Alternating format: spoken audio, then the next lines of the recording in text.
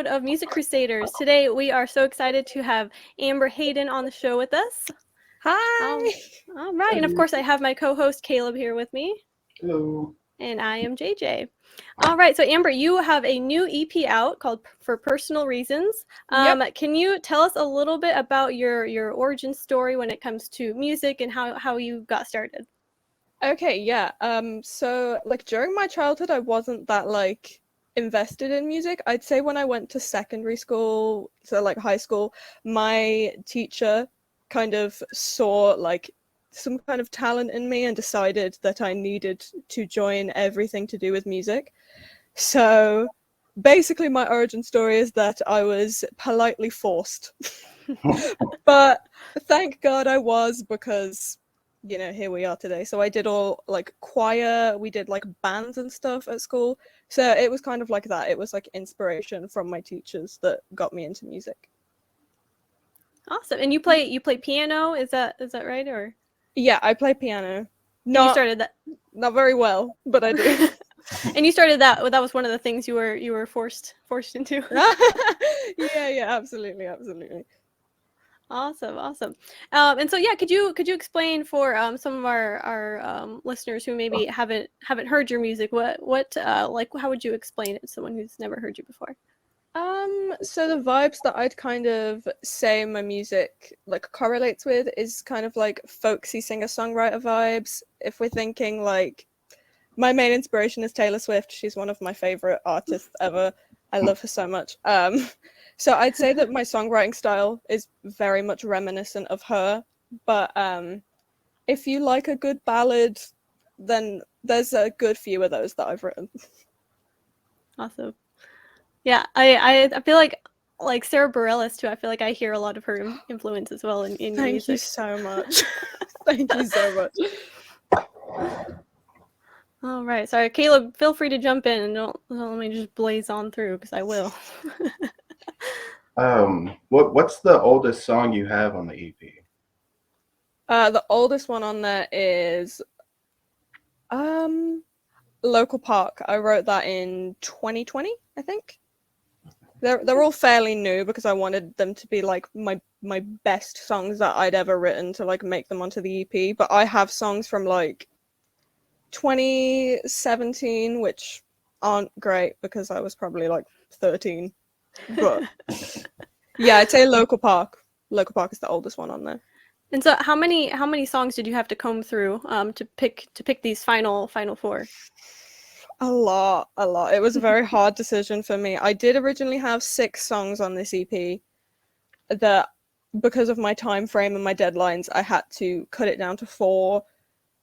And then I had to take a song out and replace it with a new one because it just didn't fit properly. I'd probably say I got rid of at least like 20 songs to be like, wow. No, these are like the final 4 that are gonna make it. Okay.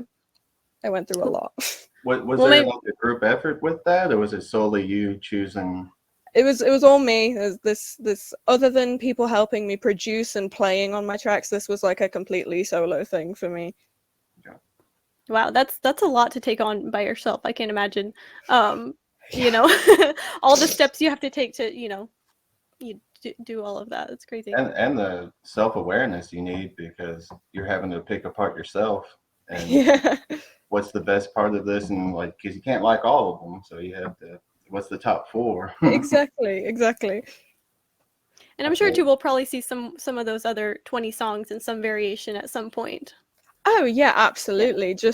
Just in a different project, because I don't think a lot of them fit in with like my aesthetic. They didn't fit with like the running order. It didn't sound right together. So definitely in a new project.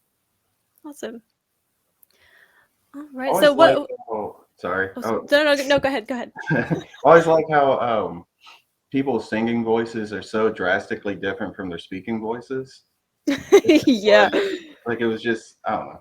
It was the same thing that happened like with Adele. Like you just. Yeah. We would have no idea that you're British. It's hard to sing in a British accent, actually. It's really. You never hear a British vibe from someone unless they're like, unless they're absolutely putting it on.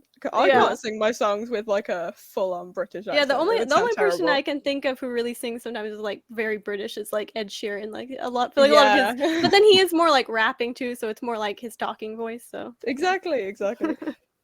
There's this band I listen to. Like he has a song where he's talking and he slowly goes into singing. It's like British, and that goes into like just non-British, and I'm like, crazy. I never knew he Yeah. could do this until he started talking. Yeah, absolutely. awesome. So what are some of your favorite artists or some of your favorite bands who you're listening to right now? Some of your Okay, favorites. my top band at the minute is a band called Sunflower Bean. They're amazing. They are so cool. Yeah, like they're my favorite band at the minute, but I'd say like of all time, I listen to a lot of musicals, so that's kind of like where the Sarah Bareilles vibe comes from. I also listen to Sarah Bareilles, Taylor Swift, as I've mentioned. I also really like an artist called Peter McPoland. He's amazing as well. Yeah, those kind of like my top listens at the minute, and a lot of them are very ballady vibes because, of course, they are. Just all the beautiful songs. All the beautiful songs. It's my vibe, absolutely. Awesome. And going back to like your childhood like roots, like what was the very first like album you ever owned? Oh my god. I think it was If a you can remember. JoJo album. I think it was a JoJo? JoJo album. Oh Yeah. my gosh, what happened to JoJo? I used to love JoJo. I don't even think it was mine. I think it was my sister's, and I just really loved it. And like, I think it was either the A Little Too Late single album, or I know it had that on there because that was one of my favorites as a kid. But I also had like S Club 7. Okay. just like some like old 2000s artists. I think we also had a lot of Kelly Clarkson. A lot of Kelly Clarkson in this house. Yeah, it was kind of like the JoJo Kelly Clarkson was like my first like and ever how old artist. were you? Do you remember? I must have been like 3 or 4. Oh wow. Tiny. I was tiny, and I'd just be belting Kelly Clarkson, but absolutely tiny. Awesome. My So favorites. yeah, you knew like like they, I'm sure your family, everyone like knew when you were that young too. Like, oh, this girl's got something. I was definitely quite the drama queen, I will say. Awesome. All right. So I also kind of wanted to ask you about your album artwork. Obviously it goes very well with the title of the album, which is For Personal Reasons, and then it looks like you have a bunch of your personal photos on there. So I was wondering if you could tell us a little bit about that. It is literally my bedroom wall with a bunch of photos on it, which is literally like to my right here.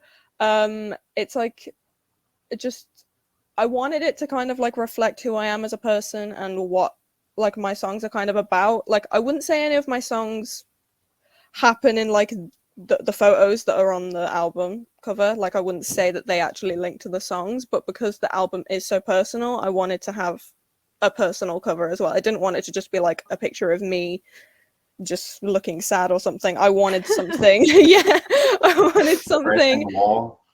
Yeah, I wanted something that kind of like reflected my music taste and like how I wrote it, because it does go into like the past and like very personal moments in my life. So I wanted that to be a reflection of it. The true source of your creation. Yeah, exactly. That's the best way to put it.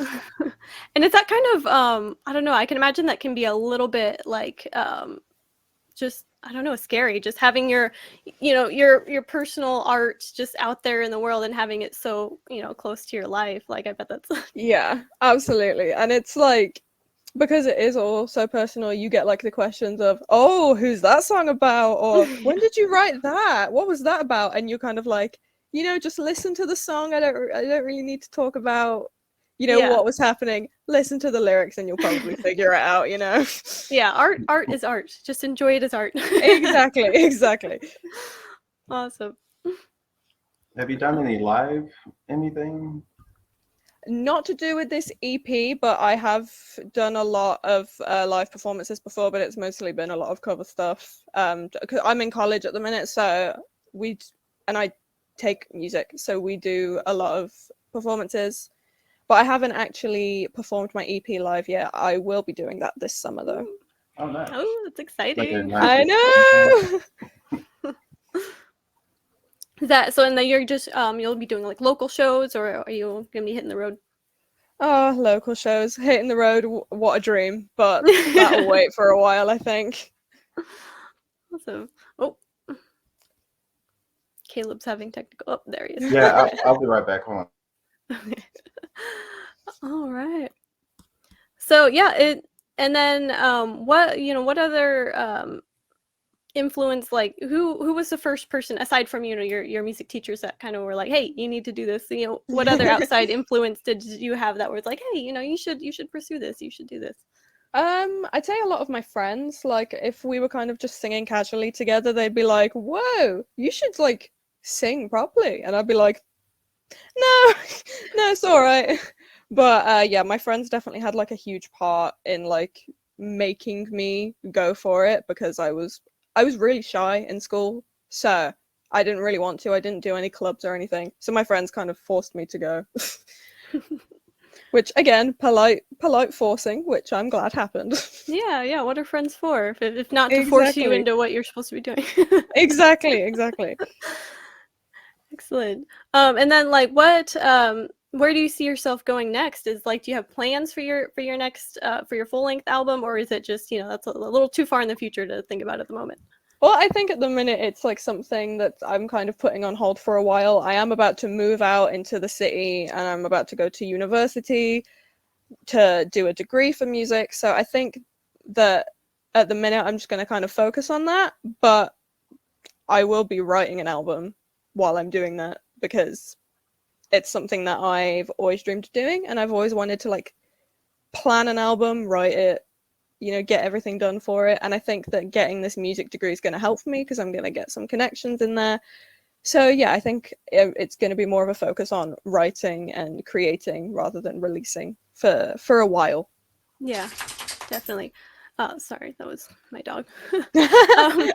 And so when it comes to like writing music, do you have like a ritual that you do to like get into the writing headspace, or do you just write whenever like inspiration strikes? See, I write whenever inspiration strikes, which is really annoying because inspiration strikes at the worst times. In the middle of the night. Yeah, the song I'm a Mess I wrote during a lecture that I was definitely supposed to be listening to, but I was not, because I was writing a song.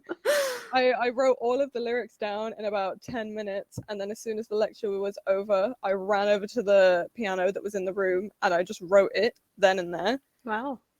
I'll randomly get a song idea, in the middle of the night, so you've got to get your voice note and do it really quietly because someone's asleep next door. Yeah, that's the only thing. I can never just sit down and go, right, I'm gonna write a song and it's gonna be great. I'm writing this song. Yeah, that never happens. Absolutely, it's a lot of never. pressure. You can't do that to yourself. Exactly.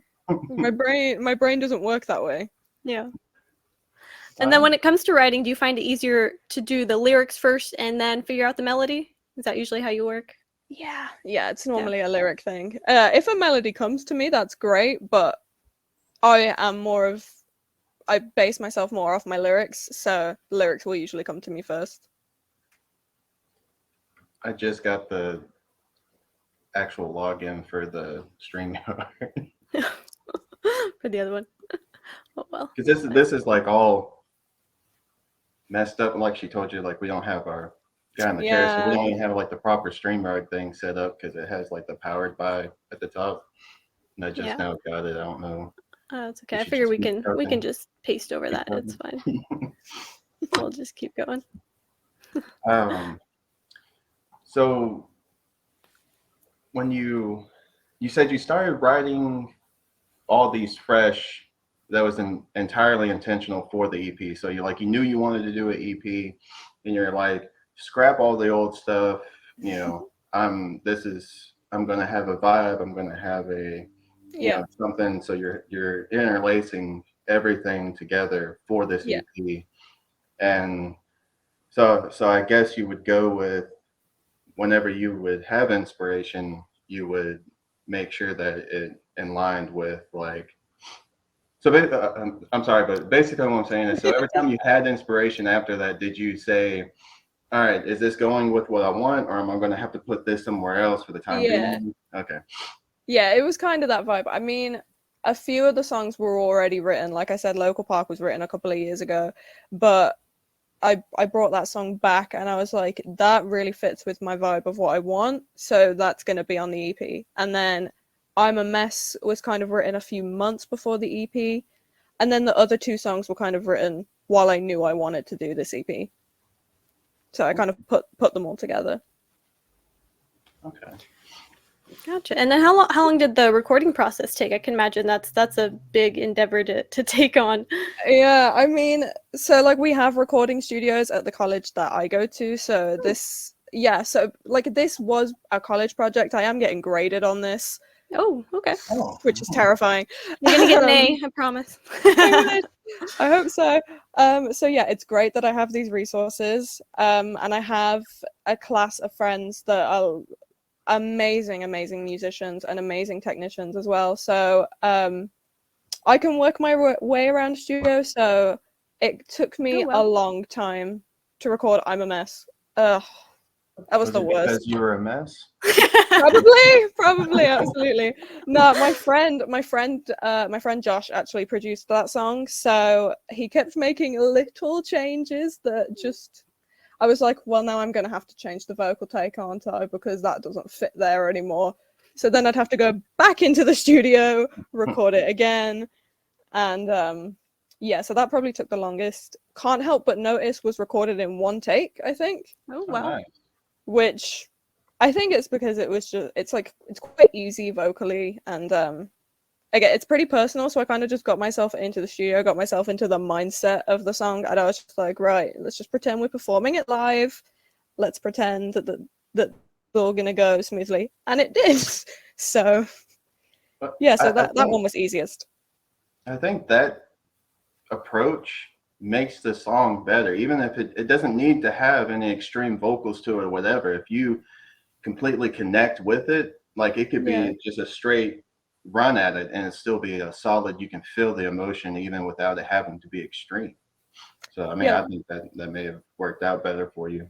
Yeah, I'm glad that's how it happened, because I think if I'd have made it super polished and I'd have done loads of things to it to make it sound literally perfect, it wouldn't have been as emotional and as raw as I think it is. Yeah, I agree. I think you can overproduce things too much, and then you lose a lot of the heart that comes with it. So sure. Exactly. Yeah. And also depends on the day. You could be overly critical and take out a lot of really good about it. Well, yeah, that's a pain. Do you have like a time limit? Like, I'm only allowed to edit this for 5 hours max, and then like, it is what it is. Yeah, vocally, do you have certain days where you're just like, hey, my vocals are just they're not gonna do it today, or Oh yeah, all the time. I do have bad vocal days for sure, which is why I warm up every day, and like I try to drink as much water as I can, do everything to look after my voice, but sometimes it's not gonna help. Sometimes your vocals just aren't having a good day.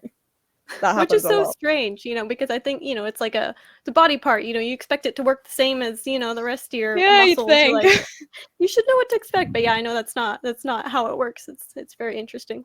It is. It's really weird, because I could be feeling completely fine, like I'm not ill or anything. I've drank like 3 bottles of water already. I warmed up this morning, but I can't hit this note today, and it's just not happening. And the weird thing too, or I mean, I don't really know a ton about like singing or anything, but I like got addicted to watching these like vocal coaches react to certain things, and I'm like just learning so much. But I was like, thought it was cool. One of them was talking about how like your vocal cords only respond to like metaphorical images. Like you can't like tell it what to do. You have to like visualize it in like a sort of like a metaphorical sense, I guess. I'm not explaining that very well, but I thought that was fascinating. That's crazy. I didn't know if you had any like visual images that you use to like, I don't know, inspire your voice. I mean, like when I'm actually singing, I watch like certain TV shows to get me in the mood to like write, not sing, but like write.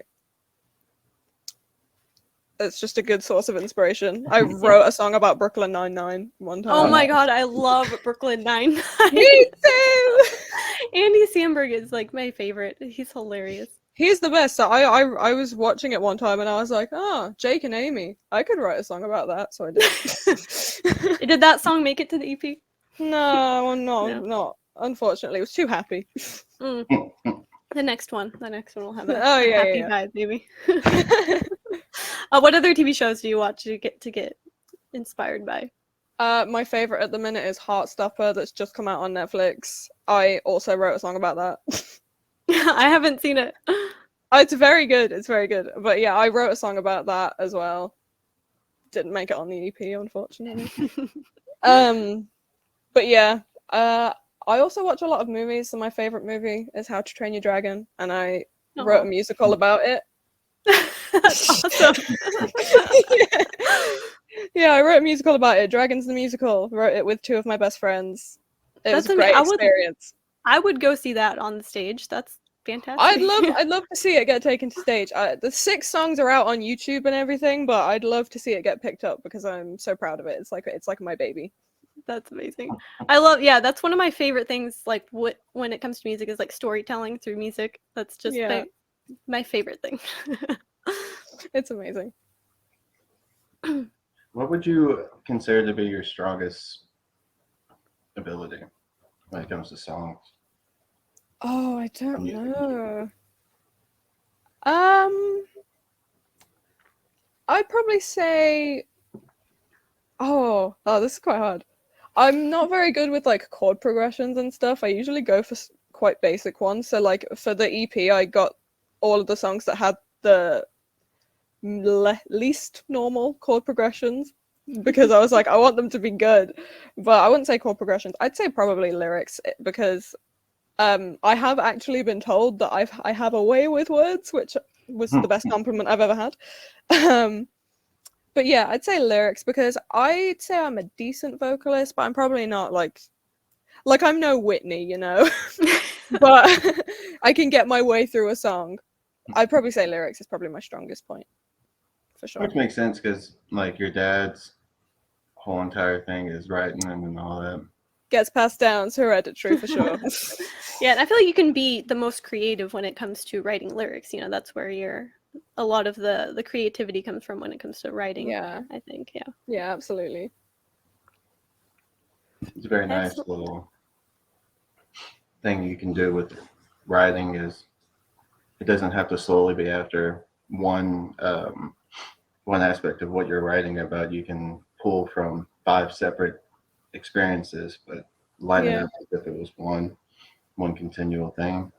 Yeah, that is very true. It's a very personal and creative art form, which is one of my favorite things about it. And I like that I can, because like my songs are kind of like my diary in a way. It's like I can take something bad that's happened to me and turn it into like a piece of art that I can, you know, listen to and gain things from. So that's why I like music, because it's kind of like my diary that I can, you know, show to people without it getting too personal, you know. Absolutely, yeah, and then you know, and then people can interpret it, you know, for their own lives too, which is another crazy thing that happens with like music and art. You know, any form is just. I love that when people can relate to it and they listen to it and they like relate it to something that happens in their lives. I want people to do that with my music, and that's why I try to make it as raw as possible. Yeah, you have to dial back how specific you are. Yeah. They can usher in their own experience. Yeah, exactly. Did you have any like long running mentors or anything, that someone that was continually there to help bring it along, or were you just kind of mix match as you went? I think probably mixed match as I went, because I started writing like when I was 13. So like I had my music teachers for a few years, but then obviously I left. And then I have new music teachers, but I wouldn't say they particularly help me write. It's definitely something that I do on my own now. Like I'd say I took what I learned from my old music teachers and I kind of install it in myself at this point, because I think they taught me so well. Yeah, I find it hard to get one single mentor that's always there and always able to like guide you along. Yeah, absolutely, yeah. I hear people talk about it and I'm like, I don't know. Everyone's always busy. They don't. I know. They Where's have my mentor? lives. They have lives, you know. Can't When just do come I- over and check things out for me. Where do I get one of those mentor things? That would be nice to have. Exactly. Just in life too, you know. I need Exactly. all across everything that I do. I need a mentor. Someone to tell me to do my laundry. Yeah, absolutely. Slowly finding out how little you actually know about living when you see other people like, oh, I didn't know you could do that. People that have been through this and they can tell you, hey, don't do that. Yeah. You're going to waste 2 years of your life. Oh, thanks. Yeah. Now, what do you have any advice for anyone, trying to write music or starting down, writing Ooh. for themselves or for others? I'd say don't let people discourage you for one thing. If someone doesn't like your music, then that's their issue, not yours. Music is very subjective. Write from here. Don't write what you think other people are gonna like. And I'd probably say just don't force it. Do it when you want to, when it feels right, and like just let it come from your heart rather than trying to force it out. And don't let people tell you it's bad, because it's not bad. I'd go as far as to say, don't show it anybody. Yeah, not when you're writing it. Not when you're writing it. Yeah. Wait Wait until till you've it's got done. like 30 songs, and then And then show everyone, you know. Yeah, that's a bad mistake, to be fair. All right. Well, before we run out of time here, Caleb, did you have any last questions? Is this? Are you? Let's see. So this isn't going to be your style per se. Are you going to evolve with each album? Or are you trying to stay in this genre per se? You know what I'm saying? Like, Yeah. I mean, it depends. It depends what kind of headspace I'm in when I write my next project. so you're open to whatever it is what it will be. You're not Yeah. like, I'm going to be this way. Okay. Yeah, I'm not planning like how I'll evolve as an artist, but I'm hoping it just happens naturally. Like if it changes, it does. If it doesn't, then it doesn't. And I'm okay with either. Yeah, you should keep your audience on their toes, and like the next album's kind of like Joan Jett, then the next album this one, but it's even sadder, and then you just jump all over. Take them on a journey. Take them on a journey. Yeah. One album is just the same note over and over. There's no. I think you're getting a little too experimental there. At that point. It was a dark time. Very artistic. Very artistic. All I'm right. glad you're being able to do all these things, and because it seems like you're very talented and capable. Thank you. And I think you're going to have a lot of success in what you're going to do. And it seems like you have a good headspace to have success instead of squandering your own ability.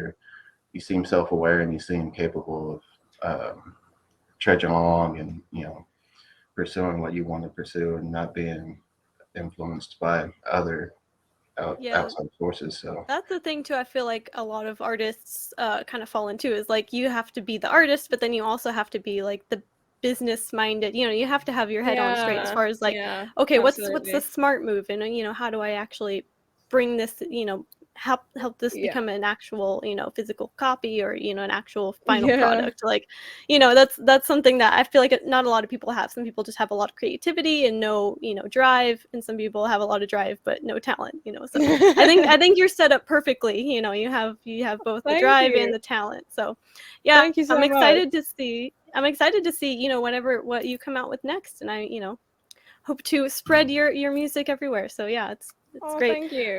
If you all who are watching have not looked up her EP yet for personal reasons, we'll drop that down here somewhere. And all the links. Feel free to follow Amber on all her socials. We'll have that linked. I thought you were saying, like, if you haven't listened to the album because of your own personal reasons, like. For your own personal reasons, if you haven't listened. There's a comma in there, yeah. Here it is, though. You can listen to it now. That's All great. right. Well, thanks so much for hanging out with us, Amber. That's okay. And thanks for joining us. It was a pleasure to chat with you. And yeah, thanks for everyone who is watching and listening. We'll definitely have Amber on again next time. Whenever you come out with more. And every tour. All right. You don't have to leave, though. Thank you. We hope you've enjoyed this Comic Crusaders production. For real-time news on all things pop culture, please feel free to follow us on social media. For articles, original content, merchandise, and more, please go to www.comiccrusaders.shop. Also follow along with all of the websites in the Comic Crusaders family. As always, if you like this content, please click like and subscribe to the Comic Crusaders YouTube channel.